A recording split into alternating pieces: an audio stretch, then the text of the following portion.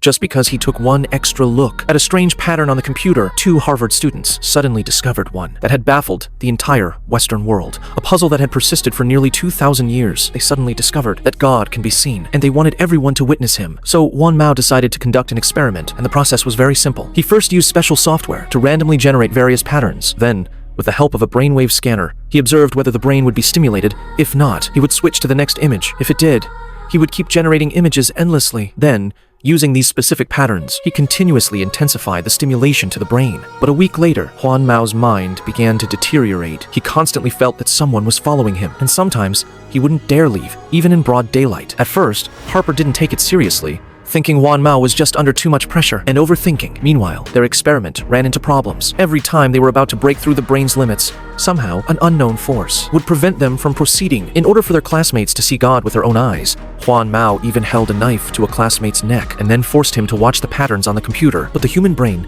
has its defensive barriers, and fear is the key to breaking through them. After the experiment ended, at first, Juan Mao thought the experiment had succeeded, but unexpectedly, after Harper warmly greeted him, he grabbed his coat and stormed out of the lab. However, not long after, Harper gradually sensed that something was wrong, and in the very next second, the sky transformed in the blink of an eye into a church dome. At that moment, his brain successfully broke through the creator's barrier, allowing him to see a world beyond three-dimensional space.